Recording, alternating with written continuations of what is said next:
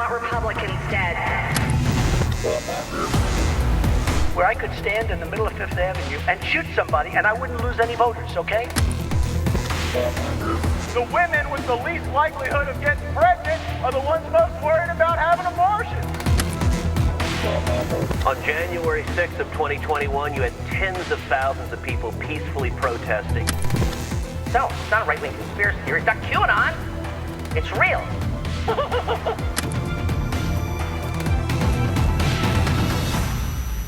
Hey folks, welcome back to the Enemies List podcast. I'm your host, Rick Wilson.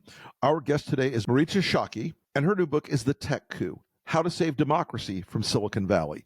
This is a subject I've been very interested in for quite a while because we do have this emergent influence of technology across every domain in politics and society, but there's a disproportionality right now to the power tech has over our lives and the power we have over tech. And so that's why this book, I think, is very valuable. So, Marietje, welcome to the Enemies List podcast. Tell us about the origin story of this book, how you decided to write this book, and tell us what it is that we face in this technological era where the power of tech companies to influence democracy and society has outstripped our ability to influence them. Well, thank you so much. I wrote The Tech Coup because I wanted to show that this is a systemic problem that we're dealing with. There's quite a bit of attention for challenges around social media, disinformation, the kinds of excessive powers that tech companies and their CEOs have amassed that are visible.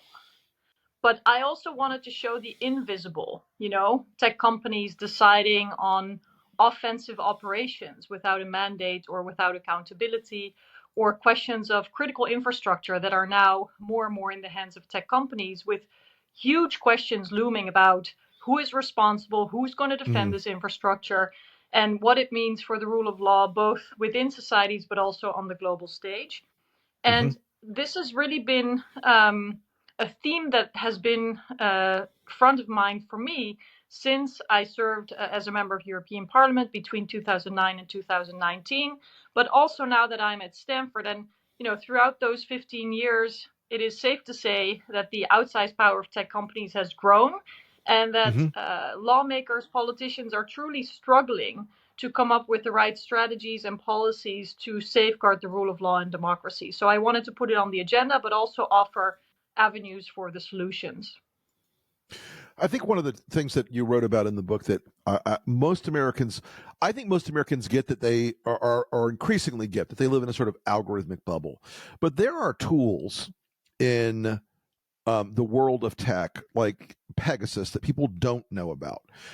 Do you think people understand the depth of the penetration of spyware and these companies that are being used by governments and corporations around the world in a way that can turn almost any phone into a listening device, that can extract people's most profound personal information and secrets from their devices?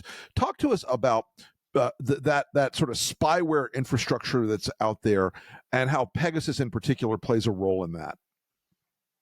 So you're right to point out spyware, which is not big tech, but it's certainly anti-democratic, very aggressive tech that makes anyone who can afford these systems as capable as the world's most sophisticated intelligence services.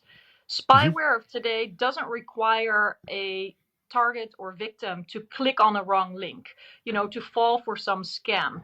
This is now a technology that can enter your devices with so-called zero clicks. So basically unseen and unnoticed unless there's like a forensic research of the phone. And indeed, we see the proliferation, so the complete uncontrolled spread of this kind of spyware around the world. Even, 2 weeks ago, there was a news report that in Russia, despite sanctions, Pegasus kinds of spyware were found. We learned that in a country like Serbia, the government is using spyware. Democratic governments themselves have failed to take a responsibility by both banning this kind of technology and being clever about restricting their own use of this kind of technology. So the tech coup is a criticism of the outsized power of the tech sector without countervailing powers, without accountability, but it's certainly also criticism towards democratic leaders in allowing this to happen, abdicating their responsibility, but also using technology to sustain their own power, sometimes blatantly against rule of law principles, to go after opposition figures, justices, journalists, and what have you. And I think it's a key example of how aggressive the latest technologies have become, and the extent to which democratic leaders have failed to put limits on its use. One of the questions I've always had in that you sort of address in the book is, yes, there's a tech stack out there in the world that runs all the infrastructure that we sort of seamlessly assume just works magically, auto-magically, as they say. Email, telecoms, all those things. All of these services are have an ancillary business to them. They're all generating tremendous amounts of data about everyone.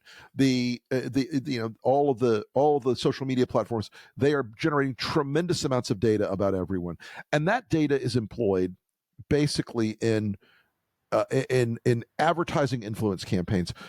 Talk to us about how all that infrastructure has sort of been redirected in a lot of ways to persuasion, whether it's advertising or politics or media, because I think that's something that this magnificent internet infrastructure that's been built up over the last 50 years, 60 years, it seems more and more like it is in the hands of a few small corporations, or a few large corporations, a small number of large corporations, and that government cannot catch up in a regulatory or even an influence basis on that tech stack. So you're right to point out the vast amounts of data that are collected about us and that are used to target information. I think the public debate, even though it's coming around to the risks of social media and the outsized power of that handful of companies that you pointed to, does not always appreciate how data is used for very narrow targeting of people. And also it's being traded, it's being brokered. So we have, on the one hand, first-hand data collection by big tech companies. For example, if you search something on Google, there will be a trace of that. Or if you buy something on Amazon, that will be known, and it will reveal something about your favorite curiosities, or your troubles, or your political inclinations. But there are also those actors in the market that actually combine data sets and build ever larger profiles about you. So that would combine all those big tech data profiles about you, and even more that they can gather from public sources and so on. And this has become a very striking point in the US of today because of the new restrictions on the right to abortion for women, where we've actually seen court cases that used location data against women. So the kind of data that is collected about you if you use maps, for example, to go from A to B, is now being used in court cases to persecute women who have needed an abortion. So the very politicized and dangerous way in which these data profiles are also being used has unfortunately really come to the fore in the United States recently. There are a lot of people in the States who have realized how much data there is, and what you're mentioning, I was recently told by a source that Ron DeSantis's office in the state of Florida, Governor DeSantis's office, had someone looking into how the state of Florida could acquire data from women's period tracking apps to monitor whether women were having abortions outside of a certain window of time. And it struck me that this is probably some young 24-year-old staff assistant doing this, but the depth of the loss of privacy, again, that's something I think people intuitively understand now, but they don't really understand it. It hasn't hit them as hard as I think it should have at this point, because there's still a sort of blithe, like, oh, it's on the internet. The old New York Times joke, on the internet, no one knows you're a dog. But it has become this. It has become this iceberg of information about you. What pops up in a Google search, somebody said to me one time, is about 5% about what's purchasable about people. Like when Clearview started to scan everyone's biometrics they could possibly find on Earth, there was no way to stop it. No one could really opt out of it. They couldn't get away from it. When Facebook collects data on you, you can't really get away from it once you're in that matrix of their data.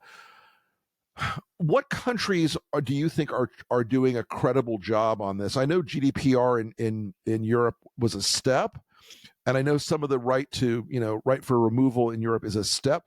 Where's it being done right, and where's it being done egregiously wrong?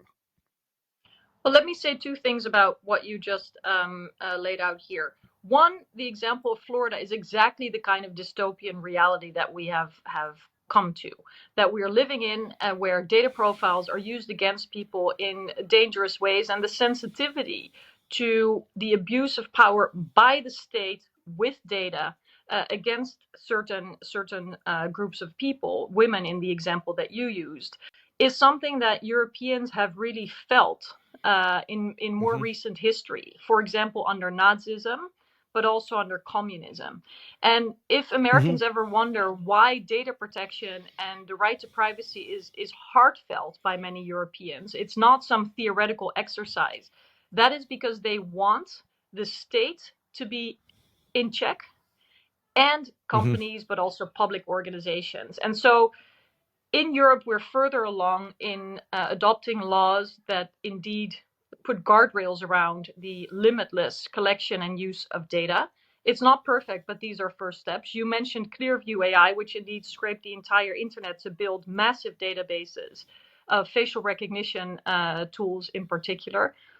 And because we have laws on the books in Europe, Clearview actually got a fine in the Netherlands of multiple millions last week for illegitimately, without consent, using people's faces for their AI products. So I think it's important that people come away understanding that they are empowered and that something can be done, but it should be done. And for that, we need to look to Washington. We need to look to state governments. We need to look to international organizations to appreciate that this has now come to a tipping point that actually is dangerous for democracy, but that it doesn't have to be this way.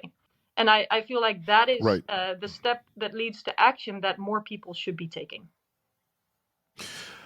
So I don't know the size of Clearview, but when I see things like Google or Facebook or Google or Meta, getting a fine of $30 million, that is like a rounding error joke for these companies. Is it time for governments to be able to scale the ability to fine these companies to meet, like maybe gauge the fines off their market cap or something? Because a $30 million fine for Meta is a joke. It is a laughable inconvenience for them, a cost of doing business. And I'm just curious what you see as like, how can they actually enforce these the laws that are being passed? Well, I agree that too often these fines, even though they're historically high, they don't mean enough of a harm to the companies that are fined with these kinds of amounts. So in Europe, we now increasingly see that sanctions are progressive, meaning that they are a percentage of global revenue, which should hurt more. Okay. Makes it more than just the cost of doing business. But if you look at the antitrust remedies, then breaking up companies, especially if they have accumulated too much power through combining different services, is another way to truly change the status quo.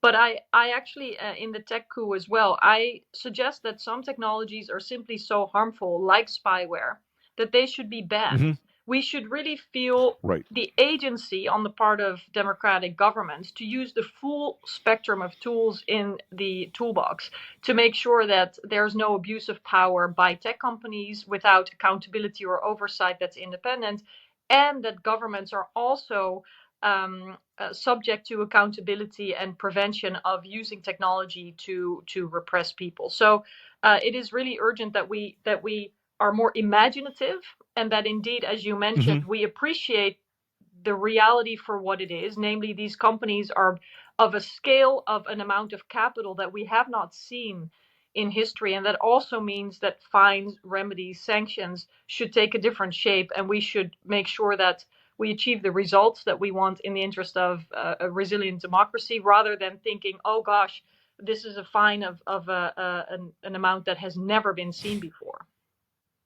Right. Um, so one of the most interesting and frightening companies that you profile in the book is Palantir. Alex Karp, the CEO, owned by Peter Thiel in part. And most people have never heard of Palantir. Talk to us about what Palantir is and does, and why they're sort of one of the frightening examples of the weaponization of personal information. Well, Palantir is a data analytics company. That's how they sell their services. And basically, they say to governments, give us your data, which is public data, on behalf of each and every one of us. And we will analyze it more. We will combine data sets and will help you make more sophisticated, more targeted decisions. The problem with Palantir is that we don't know much about them. They're notoriously opaque, and governments have allowed them to, for example, get procurement contracts without open bidding. So even processes that on the part of governments normally exist that make these relationships between tech companies that work for them more transparent have actually not been forthcoming with allowing oversight or insight into how these tech companies work. And Palantir doesn't only, for example, offer data analytics for fighting COVID as they did, or protecting the borders, quite controversially in the United States. But they also offer technologies in the front lines of war, as they do in Ukraine. And Alex Karp, the CEO that you just mentioned, has said things like, it's interesting to decide on who gets to live and who doesn't from time to time. So it's sort of bragging about the kinds of consequences that are coming from their data analytics. And so, when a government, a democratic government, procures technologies that are so impactful, and companies end up working with public data that the government only has because we, the citizens, have, shared it with them, or because they're acting in our name, there should be transparency and oversight. It is not so much against Palantir necessarily, although they are a very striking example, but we should normalize the kinds of safeguards and transparent processes in the tech layer of our lives, the way we have with making sure that our food is safe, our medicines are safe, and our cars are safe. One of the companies that Americans were aware of that was, playing with their data and manipulating their votes eventually in 2016 was Cambridge Analytica. Now, you profile Cambridge in this story about sort of how they started in this using data derived from Facebook. It was starting in 2016.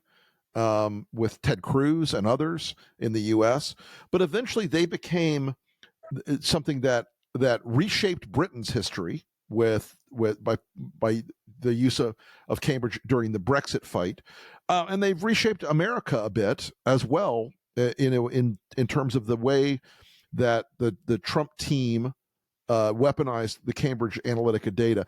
Tell us a little bit about Cambridge Analytica's sort of rise and fall, and what I keep hearing is that they've been reborn in various different forms with new names. We definitely have to be afraid that these quote unquote consultants in political campaigning and ad targeting and identifying key constituencies, that business has become more sophisticated also with the help of AI, which also helps target ever more precisely and cater messages ever more precisely to different audiences. But Cambridge Analytica has kind of become the poster child of this industry, because they were able to use data from Facebook in a way that targeted these audiences, and allegedly, it's hard to study in the kind of detail that academics and journalists would like to because of the lack of transparency, but had a big impact helping Trump get elected and helping the Brexit referendum go to a yes, meaning that the UK has now left the European Union with incredible consequences. And so it is these kinds of services and the way they prey on the social media surveillance capitalism model that Shoshana Zuboff so aptly describes. They Yes. use these massive amounts of data for various political goals. And even though companies like Facebook say, oh, well, Cambridge Analytica wasn't supposed to do that, or they say about Clearview AI, oh, well, they were never supposed to scrape the faces off our platforms, these services do. Right. These companies do. And so I think we have to accept the fact that if there's no laws, there are no limits, and that terms of use, even for Cambridge Analytica or Clearview, they don't mean anything. Just saying, no, don't do this doesn't mean it doesn't happen. You really need forceful, enforceable rules that are the same for everyone, for companies that are willing or companies that are unwilling, those that actually tend to sort of behave or those that don't want to fall in line of the law at all. And this kind of level playing field, this kind of thinking about what we need in the interest of democracy and the public, rather than these companies that claim to be key supporters of democracy but that don't act that way, is really urgent right now. Mm-hmm, mm-hmm. So before we wrap up, I want to ask you, what's your biggest fear with tech in the next decade, let's say, and what would you be doing right now if you were in government in a Western democracy? I mean, I think we know that there are going to be a lot of abuses of technology in places that have a lower score on the scale of democratic freedoms. But what would you be doing if you were in a Western democracy right now, if you were in government somewhere, a prime minister or a president? What would you be doing to change this balance so that it's a little more favorable towards people? And what is it that really frightens you in the next decade or so about tech? Well, I worry that we see an accelerating speed of a downward negative spiral between the outsourcing of key functions to tech companies that mean that democratically elected and accountable leaders have less insight, less understanding, less knowledge, less ability to decide about the tech. And therefore, the next round of outsourcing will be easier. And so the ability to grasp, to debate, to adopt laws about this technology is becoming harder with all this growing dependence and with the growing opacity that companies are also very comfortable with hiding behind. So, I work at Stanford where computer scientists are actually very capable of understanding all the details about AI systems. We also have a need for social scientists and other experts to look at the impact of AI. And even at a university like Stanford, the amount of data and compute needed to develop similar models that the tech companies are, or to get the kind of access to information to research in the public interest in an independent way how these models behave and operate, simply doesn't exist. So we're dealing with very powerful technology in the hands of a couple of companies with profit goals, no doubt, that there just is no public equivalent to understanding this technology. And that kind of dynamic can go, rapidly further into the direction, more power to companies, less power to public institutions. And on top of that, we see very brazen confrontational leaders like Elon Musk and Peter Thiel, who basically say the laws don't apply to us. We are going to assert ourselves in the democratic system and decide how things will go. If it means stirring unrest, if it means using our companies to achieve what we want, leverage here, a push there, lobbying here, campaign donations there, that combination can actually very easily lead to further consolidation of private power. Imagine that there would be, demonstrations against new data centers or demonstrations at, a Tesla plant or what have you. And what would they do? Would they hire private security forces? How much further can this privatized sort of governance get? It's not hard to imagine. In fact, what Elon Musk is doing now, really makes it clear what I'm trying to say in the Tech Coup, but it's something that if 10 years ago somebody would have written such a character in a movie, probably, the eyes would have rolled and people would have said, are you kidding? This is not realistic. Well, this is where Too we are. on the nose, right? Yeah. And so in the Tech Coup, I offer a variety of solutions, but a combination of mandated transparency, which will allow for more independent understanding of the technologies, a better informed public debate, and better informed public policy is one sort of through line. The other is to make sure that when governments engage tech companies to provide services in their name, that there should be the same kind of accountability as there would be without engaging the tech company.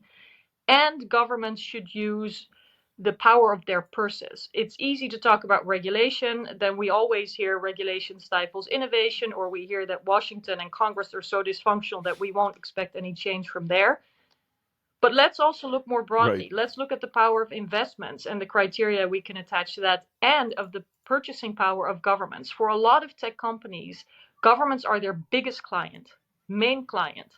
So governments have enormous leverage if they would ask for higher standards of security and transparency, write in their contracts more public values, start to bend some of those expenditures towards public interest digital infrastructure rather than corporate lock-ins that just make these big tech companies bigger and governments more dependent. There really is a lot that can be done. So while I think this is an urgent problem, I would hate for readers to come away feeling disempowered. In fact, if we want to change something, there is a variety of steps that can be taken right now. Well, I want to thank you so much, Marietje, for coming on the podcast today. Folks, the book is The Tech Coup. I highly recommend it. It is How to Save Democracy from Silicon Valley. It's something we all need to be thinking about as we enter into an era where AI and technology is continuing to increase in sophistication and its impact in our lives. And I truly recommend it. Thank you again for coming on the podcast. Thank you so much for having me. All right, folks, let's be very clear about something. There are two sides in the war in Ukraine. There are the Ukrainian people fighting back against a totalitarian enterprise led by Vladimir Putin. And there are people who support Vladimir Putin. The people who support Vladimir Putin, unfortunately, are increasingly led by Donald Trump. They are increasingly cheering Vladimir Putin. This week, during one of Trump's rallies, he attacks Vladimir Zelensky and Ukraine and praises Vladimir Putin. This is the wrong side of history. This is the wrong side of right.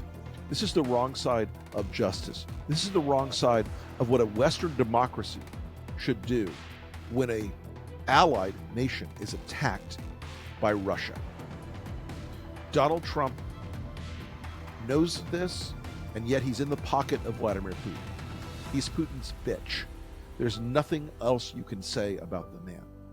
This is corrupt. It is repulsive. It is absolutely unacceptable. And it puts Donald Trump on the enemies list with his BFF, Vladimir Putin, one more time.